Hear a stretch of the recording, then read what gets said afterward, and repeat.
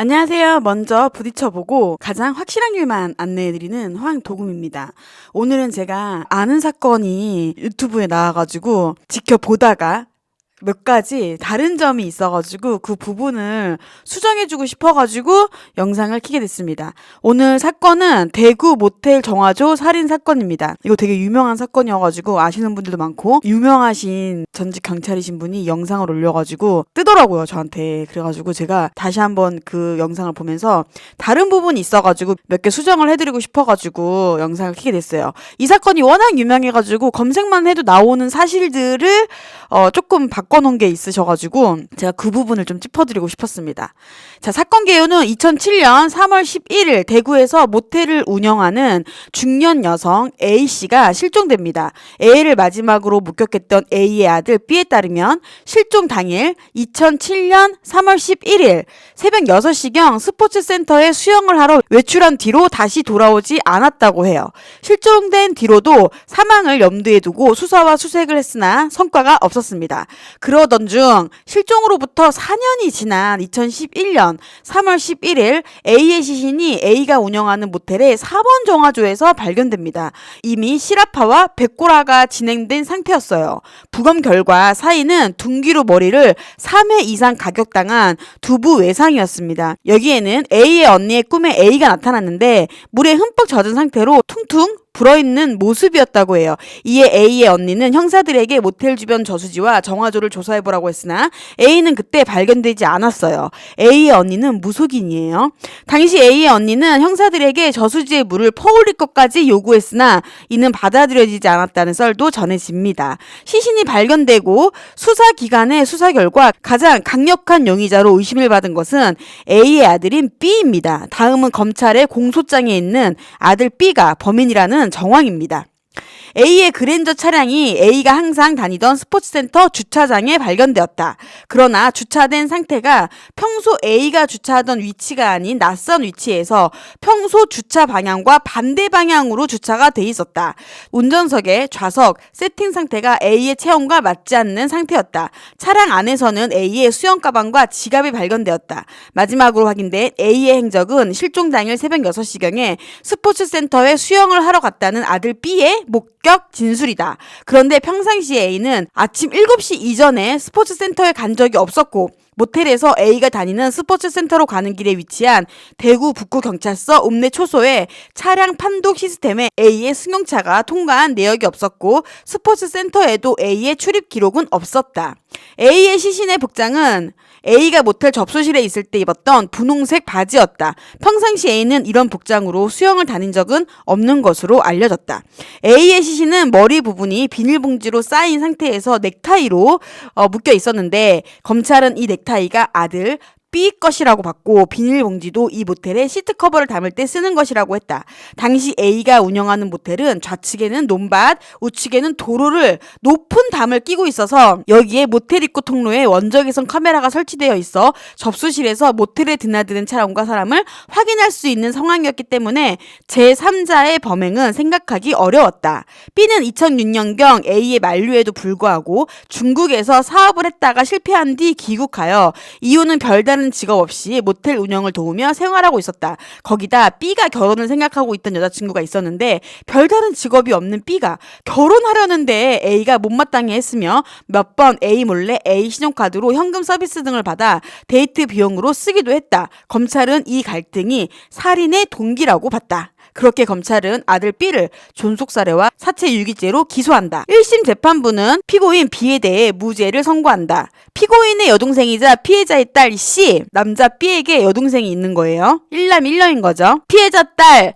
C가 법정에서 피해자가 평소 모텔 접수실에서 양말이나 버선을 신고 외출할 때는 발목 스타킹을 신는다고 진술했다. 실제로 피해자의 시신이 발견된 모텔 정화조에서 스타킹이 발견됐다. 이런 점을 보면 피해자가 그 시간대에 피고인의 주장처럼 모텔을 나갔을 가능성을 배제할 수 없다. 피해자의 시신은 3회 이상 머리를 가격당해 지방에 두개골에 함몰골절과 선상골절이 있었는데 부상의 정도가 출혈의 가능성이 상당했다.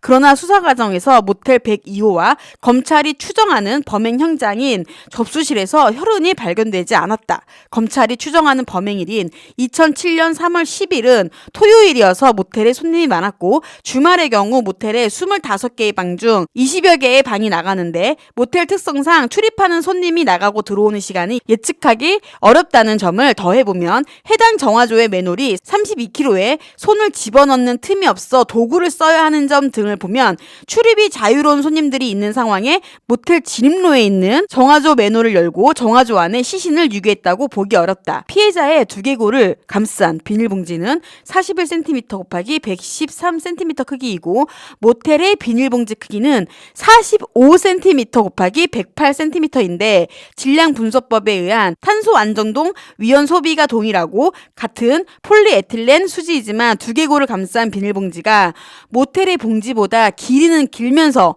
폭은 짧은 것이 직선의 모습을 유지하는 것을 보면 이게 크기의 변형이 일어난 것으로는 보이지 않아 두 봉지가 동일하다고 보이지 않는다. 모텔의 적외선 감지기는 비가 많이 오거나 안개가 많이 끼면 작동하지 않을 수 있다고 모텔을 지을 때 공사에 관여한 증인이 증언한 점, 이 모텔에 10여 회 투숙한 적 있는 손님이 아무런 기척이 없어 접수실 창문을 열자 40대 후반의 여자가 자다 일어나서 숙박료를 지불한 적이 있다고 진술한 기록이 있는 점, 피해자의 딸이자 피고인의 동생인 C가 법정에서 피해자가 접수실에서 자다가 손님이 창문을 두드리면 일어나서 손님을 받은 적이 있다고 증언한 점 등을 보면 접수실에서 졸거나 자느라고 제3자의 행동을 피고인이 몰랐을 가능성을 배제할 수 없다. 시신에 비닐봉지를 묶은 넥타이가 피고인의 것이라고 진술하는 피고인의 친구의 진술이 있기는 하나 그 진술을 기재한 부분은 진정성립이 증명되지 않아 증거 능력이 없으며 진정성립이란 그게 사실대로 기재되었다고 확인해 주는 것이에요. 사실이 증명되었다. 이거는 진짜 증거다라고 증명되지 않았던 거죠. 그 진술을 기재한 진정 성립이 증명되지 않아 증거 능력이 없으며 증거 능력이 있다 하더라도 그 넥타이가 피고인 것이라고 주장하는 것은 그 친구 하나뿐이며 피고인의 여자친구, 피고인 것이라고 주장하는 그 친구의 아내, 피고인의 다른 친구 등은 그 넥타이를 모르고 있으며 넥타이의 색상과 문양도 평범하여 그 넥타이가 피고인 것이라고 확신할 수 없다. 피해자가 마지막으로 모텔 장부에 기재한 숙박부는 숙5 땡땡인데 이 모텔은 숙박부에 오전과 오후를 구분하지 않고 시간이 기재되어 있는 점, 피해자의 딸 C가 자정 이후에 방을 쓰면 퇴실 시간에 관계없이 숙박 요금을 받고 11시 이전에 들어와 자정 전까지 방을 비워주면 대실 요금을 받으며 대실인지 숙박인지 말을 안 하면 숙박 요금을 받는다고 진술한 것을 종합하면 이 숙5가 2007년 3월 10일 오후 5시라 단정할 수 없고 2007년 3월 11일 새벽 5시라고 볼 수 없으므로 피해자가 그때 살아 있었을 가능성을 배제할 수 없다. 경찰은 2007년 3월 21일에 정화조에 대한 수색을 했으나 특이사항을 발견하지 못했고 4월 3일에도 맨홀을 열고 정화조 안에 막대기를 찔러보는 방법으로 수색했으나 특이사항을 발견하지 못한 점 등 검찰의 공소 사실처럼 피해자의 사체가 유기된 시기가 2007년 3월 11일부터 2007년 3월 11일 사이라고 단정할 수 없다. 검찰은 숙박부에 숙박 내용에 해당하는 돈과 접수실에 있는 돈이 맞지 않는 것이 피고인이 범행을 은폐하려고 허위로 숙박부를 작성한 것이라고 보지만 그 숙박부의 합계금액란에 글씨는 피해자의 딸인 C의 것으로 보이는 점을 보면 이 주장 역시 받아들이기 어렵다. 검찰은 2007년 3월 11일 새벽 6시 전후에 스포츠센터 주차장에 피해자의 그랜저가 들어오는 것을 보지 못했다고 주차관리요원이 진술한 것을 유죄의 근거로 보지만 주차관리요원이 법정에서 주로 컨테이너 안에서 머물다가 차가 들어오면 나와서 주차관리를 하고 컨테이너 안에 있을 때도 각종 업무를 본다고 증언한 점 등을 보면 들어오는 피해자의 그랜저를 못 본 것일 가능성도 배제할 수 없는 점, 피고인이 피해자의 그랜저를 가져다 놓고 다시 모텔로 돌아왔다면 거리 12km에 차로 20분 거리인 길을 택시로 왔을 것으로 보이는데 탐문 때 피고인을 태웠다는 택시기사가 발견되지 않았다 등을 이유로 검찰의 공소사실이 합리적 여지 없이 입증되지 못했다고 판단하여 피고인에 대해 무죄를 선고하였다. 라고 돼 있어요. 검찰은 항소했지만 2심 재판부 역시 피고인을 무죄로 보고 항소를 기각했습니다. 피해자의 행적이 피고인의 진술 외에는 밝혀진 것이 없는 점, 피해자가 평상시에는 나가지 않던 시간에 스포츠센터로 갔다는 점, 시신의 복장이 평소 스포츠센터에 갈 때 입는 옷이 아닌 점, 실종 당일 스포츠센터에 피해자의 출입 기록이 없고 피해자의 그랜저 주차 상태, 실종 전날 동생이 갑자기 외박을 하게 되며 모텔에 전화를 걸어 피고인에게 피해자를 바꿔달라 했는데 피고인이 피해자가 잔다며 바꿔주지 않은 정황 등을 보면 피고인의 주장이 진실인지 의심이 가는 것은 사실이다. 그러나 형사재판에서 범죄 사실은 검사가 입증하는 것이고 검사의 증명이 충분하지 못한 상황에서 피고인의 의문점을 합리적으로 설명하지 못한다고 해서 객관적인 증거와 이에 기반한 치밀한 논증의 뒷받침 없이 유죄로 판결할 수는 없다. 검사가 주장하는 항소 이유는 모텔의 구조상 제3자의 범행은 생각하기 어려움, 피해자 시신의 두개골을 감싼 비닐봉지는 모텔의 비닐봉지, 묶은 넥타이는 피고인의 것으로 보인다는 점, 사건 이후 접수실에 있던 분홍색 담요와 방석이 없어졌는데 이게 피해자의 혈흔이 묻었기 때문에 다른 곳에 버린 것으로 보인다는 점, 피해자의 시신의 복장이 평소 스포츠센터에 갈 때 입던 옷이 아닌 모텔 접수실에 있을 때 입은 평상복이라는 점, 피해자 그랜저 차량의 평소와는 다른 주차 상태, 금전 문제 등으로 꾸중과 욕설을 듣는 등 불화로 인한 살해의 동기 등인데 이 항소 이유는 전부 1심 재판에서 이미 다뤄진 것이고 항소심에서 이와 별다른 사정이 보완되거나 추가된 것은 없다. 1심이 무죄가 된 상황에서 검사의 주장처럼 유죄 판결을 할 수 있으려면 건물을 조사하여 살해 및 사체 은닉의 흔적을 찾거나 범행 당시의 여러 상황에 대한 면밀한 수사가 이루어졌어야 하는데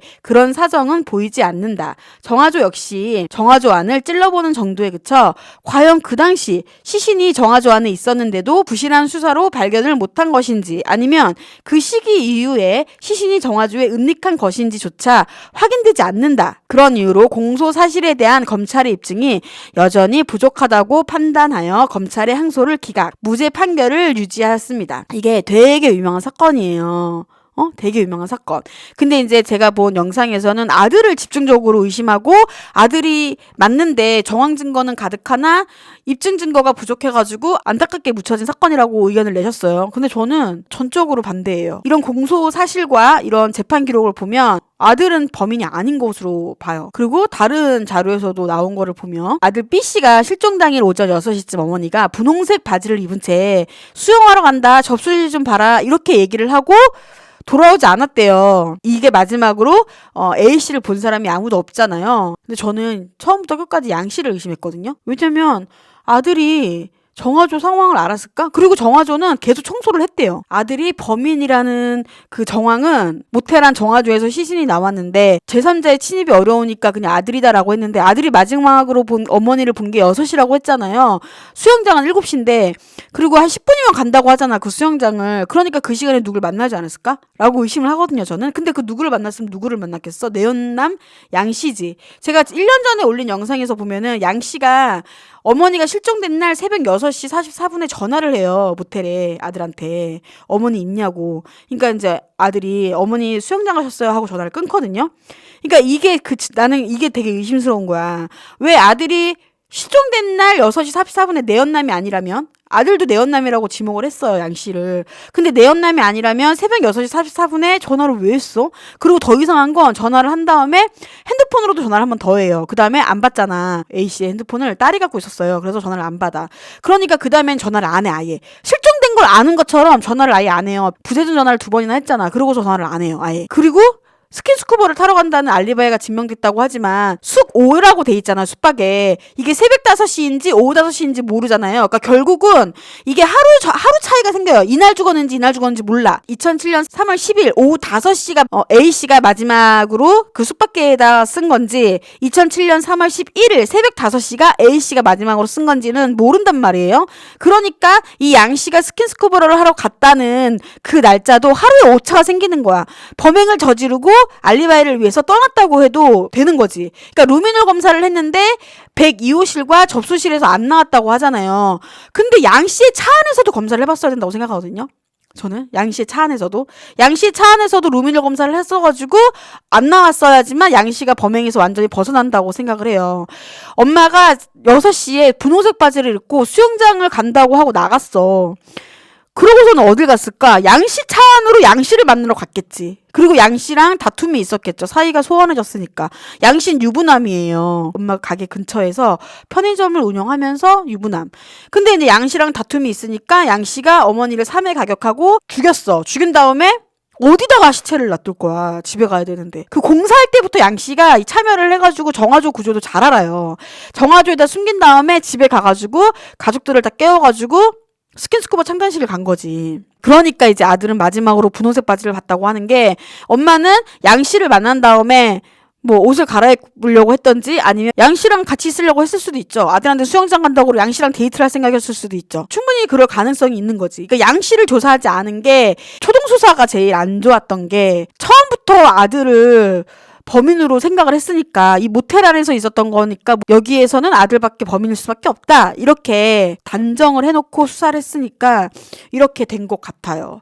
근데 이제 어쨌거나 저도 모르죠, 범인이 누군지는. 하지만 제가 영상을 찍고 싶었던 이유는, 이게 되게 유명한 사건이니까 미제 사건으로 계속 올라온단 말이에요. 근데 내가 아들이라면 되게 억울할 것 같고, 되게 이런 일들이 되게 많아요. 자극적으로 방송을 하고 진실이랑 상관없이 좀 더 그럴듯하게 짜맞추고 해가지고 그냥 이슈화만 되고 싶어하는 그런 것들이 되게 많잖아요.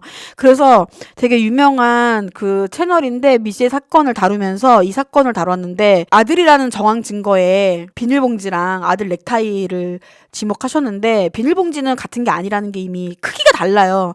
이미 나왔고, 넥타이도 친구 한 명만, 그 친구는 또 감정이 있는 게 맞아요. 중국에서 사업을 하다가 같이 망해가지고 한국으로 돌아온 친구거든요. 그러니까 그 친구가 맞다고 했는데, 그 친구 하나만 넥타이가 B씨 거라고 증언을 했고, 나머지 사람은 아무도 그게 B씨의 넥타이라고 증언한 사람이 없어요. 그러면 증명력이 없는 게 맞지. 그리고 문제는 그 넥타이가 되게 흔한 넥타이여가지고, 되게 특이한 넥타이여가지고 내 기억이 맞아요. 그리고 누가라도 보면 잊어버릴 수 없는 넥타이가 아니에요. 그냥 일반적인 그냥 넥타이예요. 흔히 볼 수 있는. 그러니 이건 양씨 것일 수도 있고, 그래서 그 정황 증거가 확실한데 결정적 증거 때문에 안타까운 사건이다, 이렇게 얘기한 건 난 틀리다고 봐요. 이거는 초동수사가 잘못된 그냥 안타까운 사건인 거예요. 초동수사가 잘못된 정황 증거가 있는 게 아니고. 살해당한 피해자 A씨의 언니가 무속인이었어요. 그래서 언니의 꿈에, 그 무속인 꿈에 자기 동생이 물에 뿌른 모습으로 나오니까 막 정화조도 검사해달라, 저수지에 물까지 퍼올려달라, 막 이렇게 주장을 하셨대요. 근데 무속인이니까 그럴듯 하잖아요. 근데 그 사건이 2007년도면 보험 사건이 또 되게 많았대요. 이게 지금처럼 데이터베이스로 연계가 안 돼 있고, 실제로 초동수사 때 이런 걸 체크해가지고 하는 게 아니고 막 놓친 것들이 되게 많은 그런 시대였잖아요. 그래서 보험이 돼 있는지조차의 정보가 없어요. 아무것도 없어. 보험 수익자가 누구였는지 이런 것도 아무것도 없어. 그러니까는 가망성은 너무 많은 거지. 여기서 벗어날 수 있는 건 C 하나. 딸은 그 전날에 여행을 갔어요. 1박 2일 여행을 가가지고 아들한테 전화를 한 거였는데, 아들이 전화를 안 바꿔줬다고 했잖아요. 아들한테 그 실종날 딸이 전화를 해가지고 엄마 좀 바꿔줘 했는데 아들이 안 바꿔줬어. 그래가지고 그것도 이상하다고 말씀하셨는데, 아들이랑 엄마랑 그 전날, 실종된 전날 되게 심하게 싸웠대요. 400만 원을 아들이 여자친구랑 무슨 강릉 여행 가가지고 썼대요, 엄마 카드로. 그래가지고 그것 때문에 엄청 심하게 싸웠대요, 막 욕하면서. 그러고 나서 엄마랑 싸우고 나서 각자 방에 들어가서 있었다가 딸이 전화해가지고, 동생이 전화해가지고 엄마 바꿔줘 하니까 엄마 자 이러고 안 바꿔준 거거든요. 나는 그럴 수 있다고 생각해. 엄마랑 막 싸웠어. 근데 오빠가 전화해가지고 나한테 엄마 좀 바꿔줘, 그럼 엄마 전화 받아, 이렇게 얘기하기가 나는 감정이 안 추스러들었으니까 싫잖아. 그래서 몰라, 엄마 자, 이렇게 할 수 있잖아요. 그것도 의심스럽다라고 했는데, 그건 그 전날 싸웠으니까.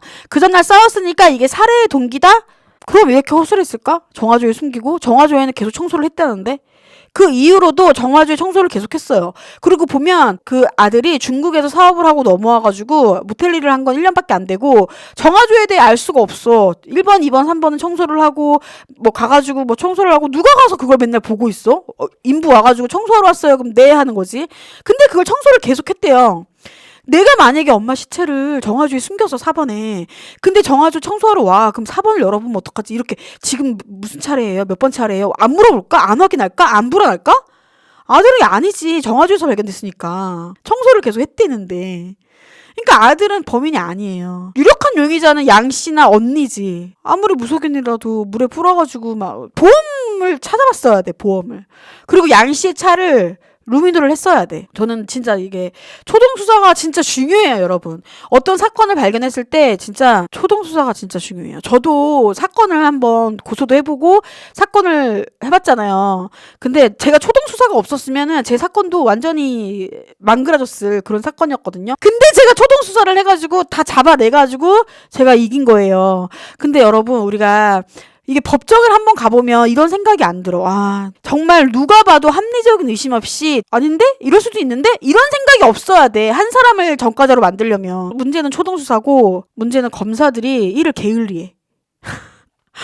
이거는 진짜 1심에서 다 밝혀진 걸 2심에서 항소하면서 똑같이 냈다는 거는 나는 그리고 이상한 검사들이 되게 많더라고요, 여러분. 판결문을 읽어보면 검사들이 되게 이상하구나. 검사들이 되게 똑똑하겠지, 당연히? 근데 야, 검사들이 되게 일을 게을리하는구나, 날로 먹는구나, 이런 생각을 되게 많이 하는 게, 막 그것이 알고 싶다 해서의 자료 화면도 막 내요, 검사가. 진짜로. 제가 다음에는 진짜 이상한 사건들 되게 많거든요. 그런 사건들도 한번 다뤄볼게요. 우리 좀 경찰들이 초동수사를 더 열심히 하셨으면 좋겠어요. 진짜 바라는 건 그거 하나예요. 물론 좋은 경찰들도 있어요. 저는 운이 되게 좋아서 좋은 경찰을 만났다라고 생각을 하거든요. 근데 지금 생각해보면 내가 운이 좋아서는 정말 그러면 안 되는 거지. 내가 운이 좋아서 수사관을 잘 만나가지고 수사관이 초동수사를 잘해주고 이거는 진짜 말이 안 되는 거잖아요. 그건 진짜 말이 안 되는 거야. 너무 슬픈 거야. 끔찍한 거야.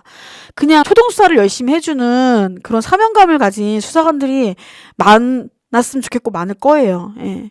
그래서 이런 것들이 자꾸 나와서 미제 사건이 왜 잘못됐는지를 다시 한번 확인하고 다시 한번 뉘우치고 반성하고 경각심을 가지고 어떻게 해야 되는지 다시 한번 생각해보는 일들이 많았으면 좋겠어요. 여러분 지금까지 시청해주셔서 너무 감사합니다. 저는 황도금이었습니다.